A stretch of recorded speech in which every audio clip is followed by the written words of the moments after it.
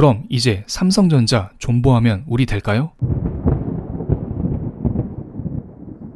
여러분 안녕하세요. 블링블링 블랙입니다. 최근에 한국 증시가 그렇게 좋지 않습니다. 먼저 기본적으로 글로벌리 테이퍼링 악재가 작용하고 있고 한국에서 유독 코로나 확진자 수가 많이 나오고 있습니다. 최근에는 2,000명을 돌파하기도 했었죠. 여기에 반도체 위기까지 터지면서 외국인이 한국 주식을 팔자 환율이 급등하고 반도체 회사들의 주가가 떨어지니 당연히 코스피 지수가 이렇게 떨어지고 있는 것입니다. 제가 한국 주식 관련해서 영상을 자주 올려드리고 있진 않습니다만 최근에 말씀드린 것은 코스피 3,300은 과열 구간이기 때문에 이때는 어느 정도 현금화를 하고 코스피 기준으로 3,190 한 요 자리인가요? 요 자리쯤 되면은 뭔가 새로 사도 되지 않을까 이런 의견을 드렸었는데요. 그런데 이 자리까지 깨고 내려갔습니다. 제가 영상을 자주 올려드리고 있지 않습니다만 멤버십을 통해서는 날마다 실시간으로 시황 분석글을 올려드리고 있습니다. 실제로 저는 며칠 전에 현금을 꽤 많이 확보를 했었는데요. 그 이유는 다음과 같습니다. 코스피 지수가 먼저 6월 말에 3,300 피크를 찍었다가 최근 들어 다시 3,300 부근까지 반등을 했었습니다. 그런데 여기 잘 보세요. 8월달 고점이 6월 말 고점 대비 조금 낮아진 거 보이시나요? 모르는 사람이 보면 이거 쌍봉이지 않냐 이런 생각이 들 수도 있습니다. 물론 실제로는 쌍봉 패턴은 아닙니다. 어쨌든 직전 고점 대비 현재 고점의 높이가 낮아지면서 게다가 이번 주 화요일 수요일 이 부근에서 생명선인 21선을 깨버렸습니다. 그래서 저는 이때 현금 비중을 조금 확보하고 코스피 3,190이 아니라 좀 더 아래에서 잡아야 되지 않을까 이런 의견을 드리기도 했었습니다. 이번 영상에서는 과거 이야기를 드리는 게 목적이 아니고요. 지금 한국 주식이 떨어지고 있는 진짜 원인을 분석해드리고 앞으로 한국 주식이 어떻게 될지, 한국 반도체가 어떻게 될지 이런 것들을 체크하는 시간을 갖겠습니다. 지금 한국 증시에 악재가 매우 많습니다. 최근 들어 코로나 확진자 수가 사상 첫 2,000명을 돌파했습니다. 그리고 나서 이 숫자가 좀처럼 떨어지고 있지 않습니다. 한국에서 코로나 확진자 수가 증가하면 그만큼 한국의 경제활동, 내수가 위축이 되기 때문에 기업들의 실적이 악화될 수가 있습니다. 이것은 당연히 주가 하락으로 연결될 수가 있겠죠. 또한 외국인 입장에서 다른 나라에 비해 한국의 코로나 확진자 수가 많으면 투자하기가 조금 꺼려집니다. 그러면 당연히 원화 약세를 유발하면서 한국 기업들의 주가 하락 또한 유발될 수밖에 없을 거라 봅니다. 게다가 최근에 이런 뉴스가 하나 떴는데요. 미국에서 코로나 고위험군에 부스터샷을 승인했다고 합니다. 이것은 실제로 영국이나 유럽, 이스라엘, 다른 나라에서는 이미 승인된 것으로서 이미 1차, 2차 백신을 맞았을지라도 3차 백신까지 허용했다는 것입니다. 이거 그냥 간단한 문제가 아니에요. 지금 코로나 백신으로 인해서 국가별 선진국과 신흥국 사이에 백신 공급 차별이 이루어지고 있습니다. 선진국은 비교적 백신 공급이 원활하기 때문에 백신을 빨리빨리 맞으면서 빠른 경기 회복을 보이고 있는 반면 신흥국은 백신 공급이 어렵기 때문에 백신을 덜 맞고 그만큼 경기 회복세가 느린 편입니다. 그런데 여기에 미국에서 3차 접종까지 맞게 되면 미국은 상대적으로 신흥국에 비해서 더 빨리 경기 회복을 할 수가 있고 이것은 달러 강세, 원화 약세 이런 것을 유발하면서 한국 증시가 회복하는데 더더욱 힘들 수가 있습니다. 어쨌든 이것은 감안하시고요. 최근에 한국 증시가 떨어진 것은 비단 이것뿐만은 아닙니다. 가장 큰 것은 바로 반도체 관련 이슈가 있죠. 모건 스탠리에서 이런 레포트를 내놨습니다. Memory, Winter is coming. 이거 많이 들어본 대사 아닌가요? 반지의 제왕? 아니죠. 왕자의 게임에서 자주 나오는 대사입니다. 겨울이 오고 있다는 것입니다. 그리고 예전에 LG화학이 자회사 LG에너지솔루션을 상장한다는 이야기가 나왔을 때 그때에도 나왔던 이야기입니다. 그때 Winter is coming 이런 이야기가 나오면서 한국 배터리 기업이 너무 고평가되었다 이런 이야기가 나왔었는데요. 지금은 대부분 그때의 주가를 회복하면서 아주 잘 나가고 있습니다. 어쨌든 이번 보고서를 보면은 모건 스탠리는 한국 반도체에 악감정을 지니고 있는 모양입니다. SK 하이닉스의 목표가를 기존의 15만 6천 원에서 8만 원으로 엄청 떨궜습니다. 그리고 사우스 코리아 테크놀로지 산업 뷰에 대해서 커셔스, 경고성의 멘트를 날렸습니다. 이놈들 도대체 왜 그러는 걸까요? 제가 볼 때는 지금 주가가 비싸니까 좀 더 내려서 바닥에서 줍줍하려는 게 목적이 아닐까 이런 생각이 듭니다. 모건 스탠리가 이런 식으로 기우제를 지낸 것은 이번이 처음이 아닙니다. 다음 기사를 보면서 살펴보겠습니다. 2017년 11월 26일 모건 스탠리는 메모리 반도체 보고서에서 메모리 사이클이 곧 정점을 찍을 것이며 삼성전자의 목표 주가를 290만원에서 280만원으로 낮췄습니다. 그래서 이때 당시 난리가 났었죠. 그 다음날 삼성전자의 주가는 5% 넘게 빠지고 시가총액이 18조 원가량 순식간에 사라졌습니다. 큰 형님인 삼성전자가 흔들리니까 다른 주식들도 흔들리면서 코스피 전체적으로 이날 25조 원의 시총이 날아갔습니다. 그런데 이때 이후 삼성전자는 망했을까요?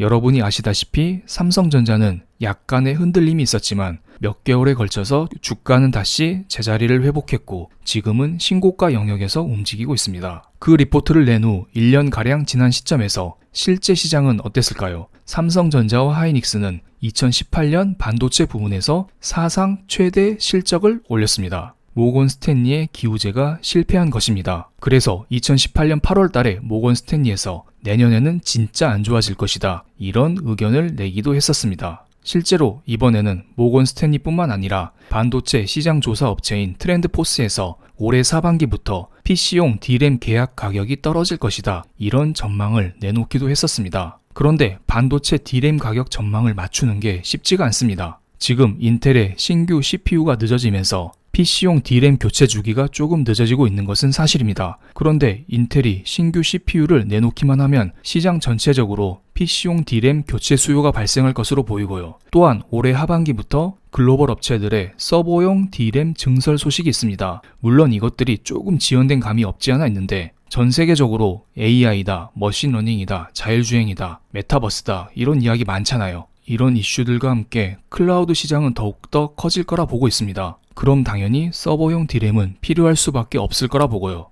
그러니까 지금은 과거처럼 반도체 D램 주기가 2년이다 3년이다 이런 식의 틀에 맞춰가지고 지금까지 몇 년간 반도체 호황이 있었으니까 이제는 몇 년간 반도체 불황이 있을 거야, 이런 식의 잣대를 들이대면 안 된다는 것입니다. 실제로 이석희 SK 하이닉스 사장은 이런 말을 했습니다. 지난해 3분기 실적 발표 이후에 반도체 사이클이 2년에서 1년으로 짧아지고 있다고 했습니다. 그러니까 최악의 경우에 지금부터 반도체 불황이 올지라도 1년 정도면 이것은 다 회복될 수 있다는 것입니다. 코로나 이후 시장에 돈이 많이 풀리면서 지금은 과거와 다른 삶을 살고 있습니다. 단군 일의 역대급 버블 장세에 여러분들은 살고 계신다는 것이죠. 부동산 가격 보세요. 부동산 떨어진다 다들 이야기는 하고 있지만 떨어지지 않잖아요. 한국 주식이 언제 코스피 3300 구경한 적이 있었나요? 다른 이야기지만 지금은 모두 정상이 아닙니다. 그렇기 때문에 D램의 불황이 설마 올지라도 클라우드, 자율주행, 메타버스 등등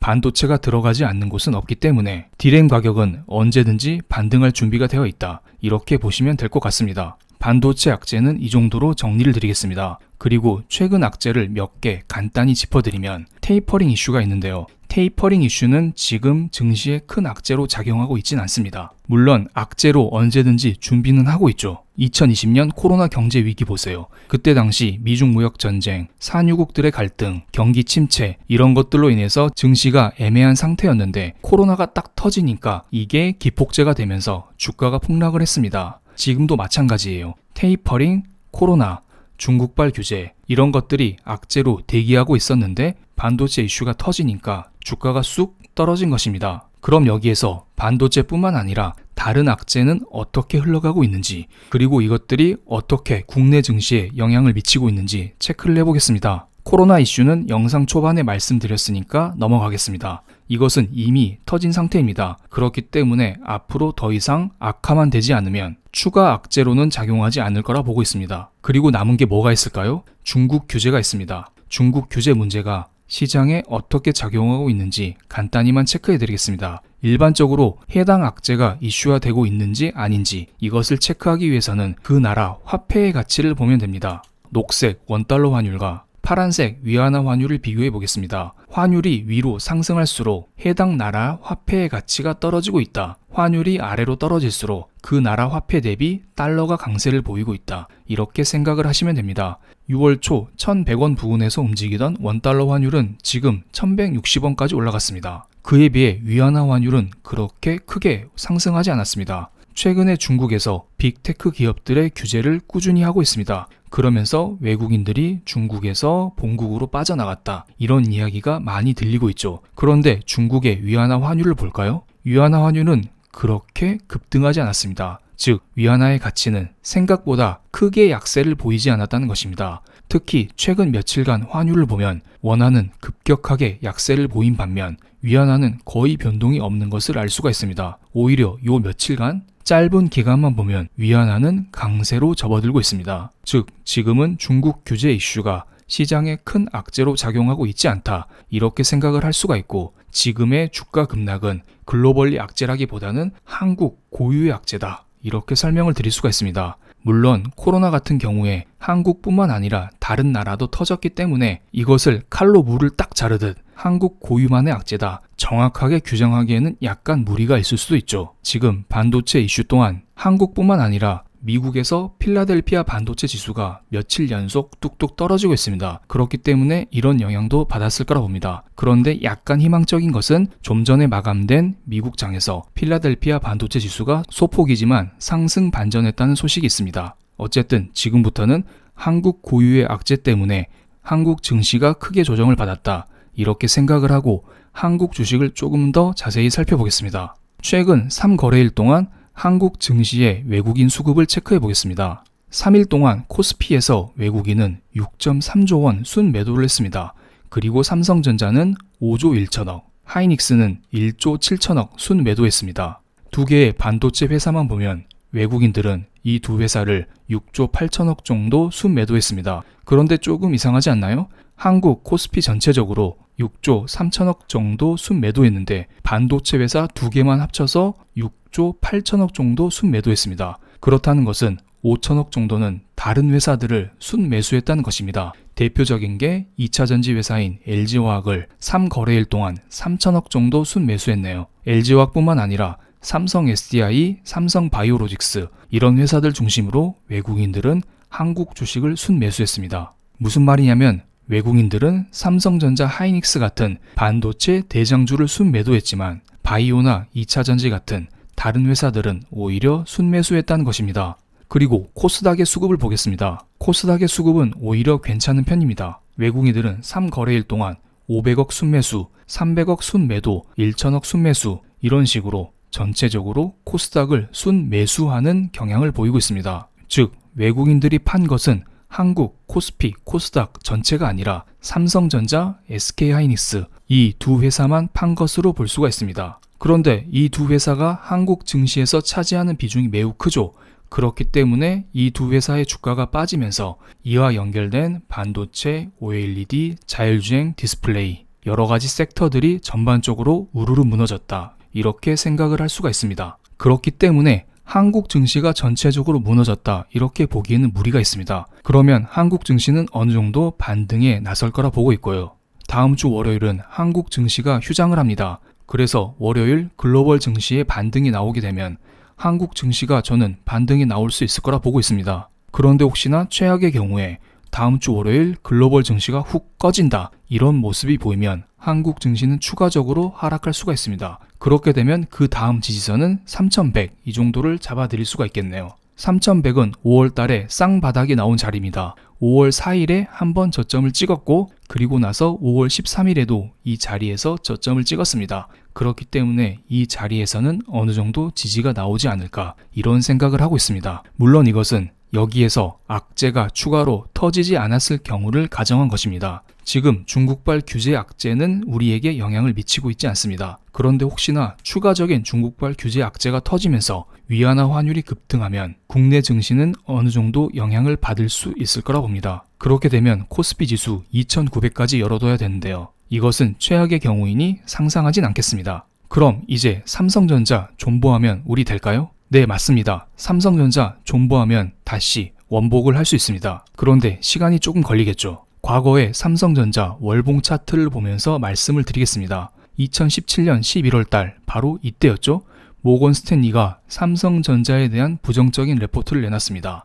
그때 그 이후로 삼성전자가 1년 넘게 떨어졌습니다. 물론 이때에는 미중 무역 전쟁이 터지면서 한국 반도체가 힘들었던 시기죠. 그렇기 때문에 1년 넘게 삼성전자의 주가가 떨어졌던 것으로 보이고요. 그런데 지금은 그런 상황까진 아닙니다. 그래서 1년 정도는 아니겠지만 어느 정도 버티면 당연히 삼성전자의 주가는 원래 자리를 찾아가지 않을까 이런 생각을 하고 있습니다. 그리고 이번에는 일봉 차트를 보겠습니다. 일봉 차트를 보면 8월 13일 금요일, 어라? 13일의 금요일이네요. 하필이면 13일의 금요일에 한국 증시 폭락이 났습니다. 이거 엄청난 우연의 일치네요.